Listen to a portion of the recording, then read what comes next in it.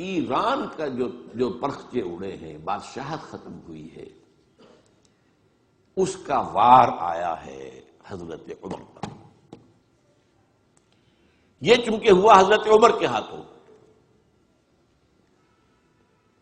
لہذا ایرانیوں کے نزدیک مبغوض ترین شخص حضرت عمر، اور حضرت عمر سے نفرت ان کی جبلت کے اندر ہے، ان کے جینز میں۔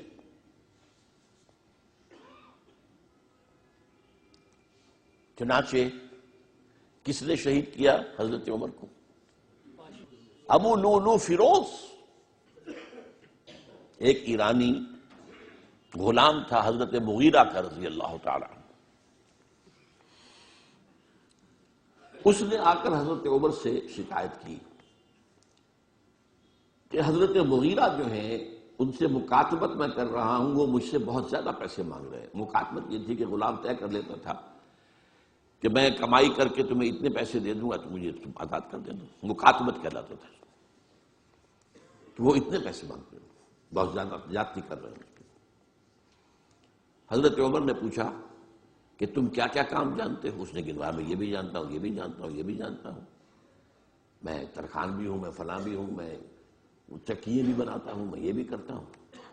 تو فرمایا کہ پھر تم پر یہ زیادہ نہیں ہے، جو مغیرہ تمہارے اوپر جس قدر رقم ڈال رہے ہیں زیادہ نہیں ہے، اور دیکھنا مجھے ایک چکی بنانی جانتے ہو تو ایک چکی مجھے بھی بنا کے دینا۔ کہا آپ کو تو میں وہ چکی بنا کے دوں گا جو ساری دنیا یاد کرے گی۔ دھمکی دے گئے، اور حضرت عمر نے پہچان لیا تھا کہ دھمکی دی اس نے۔ دوسری طرف اس کی پشت پر کون تھا؟ ہرمزان، یہ ایک بڑا جرنیل تھا ایرانی، شکست ہوئی، گرفتار ہو کر آیا، کیونکہ بہت بڑا وار کرمنل تھا۔ اس کو فیصلہ کیا گیا اس کی گردن اڑا دی جائے۔ اب اس کی چال دیکھیے، ایرانی ذہن کہ مجھے ذرا پانی پینے کے لیے دے دیں اس سے پہلے کہ میری گردن اڑائی جائے۔ حضرت عمر نے فرمایا ہاں پانی دے دو۔ اب پانی کا کٹورا ہاتھ میں لے کے کہتا دیکھیے مجھے ضمانت دیجیے جب تک میں یہ پانی نہ پی لوں مجھے قتل نہیں کریں گے۔ کہ ہاں ٹھیک ہے، جب تک تم یہ پانی نہیں پی لو گے تو میں قتل نہیں کیا۔ وہ کٹورا پھینک دیا پانی کا، کرو کا قتل مجھے کیسے کرتے ہو؟ یہ پانی تو میں نے نہیں پیا۔ چھوڑنا پڑ گیا اس کو، زبان کی بات تھی۔